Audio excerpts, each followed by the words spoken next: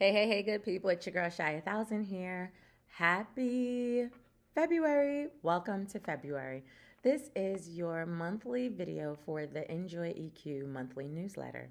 And this month, we are talking about all things self care. If you've already gone through your newsletter, then you know we are talking about love as a verb. And so, my question to you to start off this video is what if love isn't something you are waiting to receive, but something you practice on purpose daily?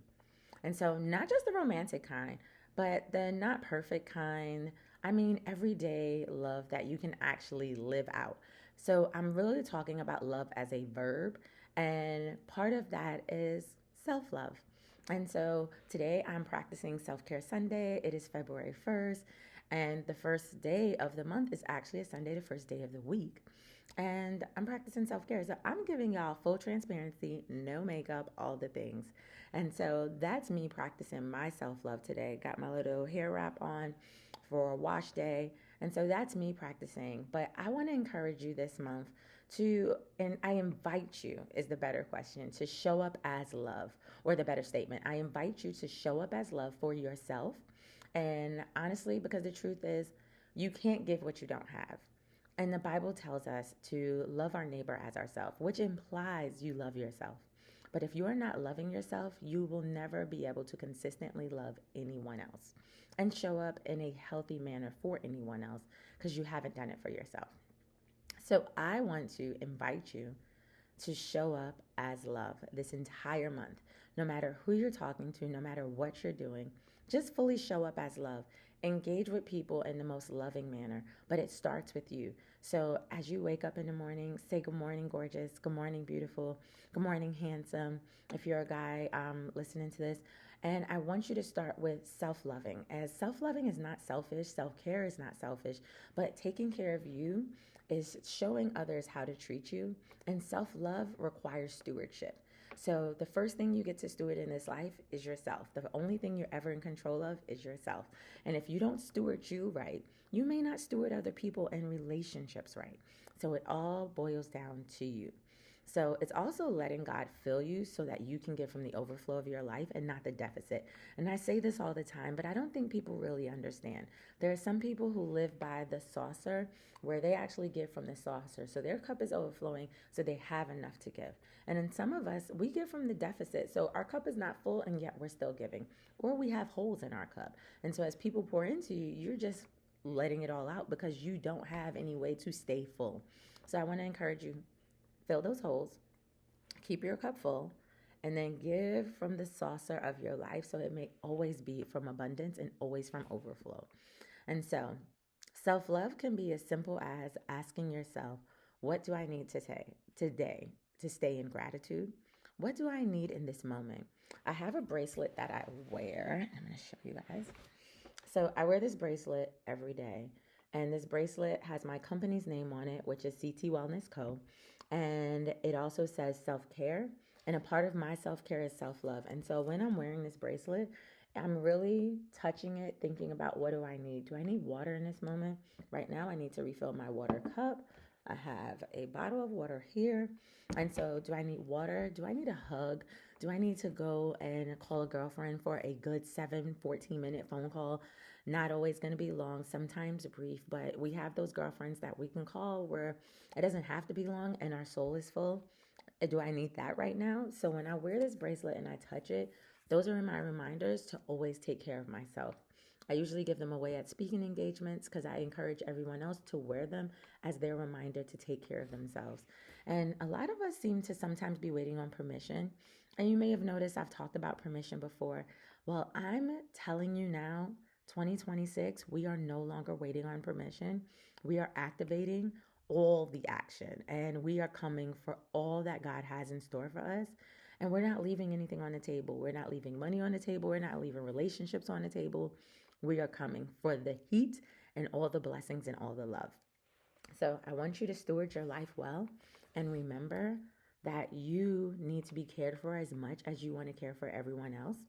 And so the other thing I want you to do, if you've read through the newsletter, it's a small act of kindness.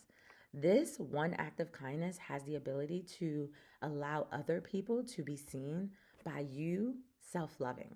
And it's really just showing up in spaces and greeting people with a smile.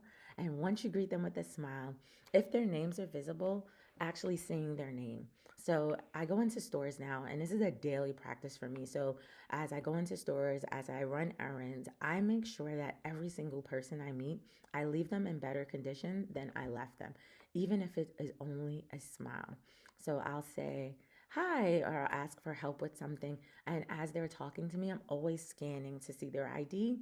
And then once I see their ID, I say thank you by their name and I say, have a great day. I compliment them on something they're wearing.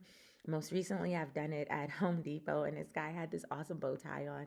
So I was like, David, that's a beautiful bow tie. Thank you so much for your help today. You have a good day. And he literally could not believe that I said his name and was so shocked. He was like, oh, you like my tie? Thank you. And he literally just kept smiling even after I walked away. And that is the gift of loving in action. I want you to be able, and I invite you to be able to come into every room, take up space, and while you're in that room taking up space, make someone else better for you having been in that room and taking up that space. Because every time we leave people better than we met them, they in turn will do the same. I wholeheartedly believe this.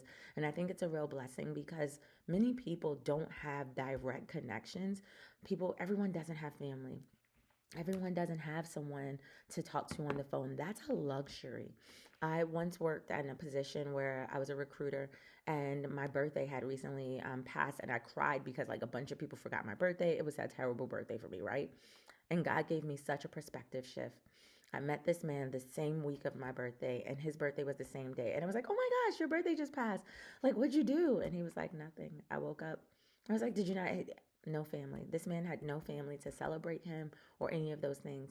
And so I told him, you know what? Then this new job is your birthday gift. Happy birthday. And I'm so happy you're going to be working here. And that made him smile. But I also know that that made a difference for him because that's something that he really wanted. He needed a job and he was there to get a job. And I was in a position to hire him. And it was a position that was not a hard position. So it was easy to say yes there. But I know that that one thing made a difference in that man's life. And I was sitting here crying because no one remembered my birthday. And I felt bad, but it's a luxury to even have no one remember my birthday. And it's a luxury to have people call you and wish you happy birthday. So these small gestures of kindness and acts of love have such a profound effect on people who really don't have. And at the end of the day, we're all going through stuff and we don't know what any one person is going through. But we know that showing up as our full selves and acting out love and being kind to people is what the Bible is calling us to do. Love your neighbor as yourself implies you love yourself.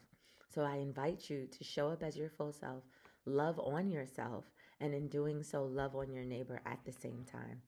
So hopefully you got something out of today's message, and share this message with someone else who needs it. Share the entire newsletter this month with someone else who needs it. I bet you they'll thank you for it. And I invite you to join me in this daily just act of love by greeting people, saying their name, and smiling along the way. And until next month, it's your girl Cheya 1000 here. Bye, guys.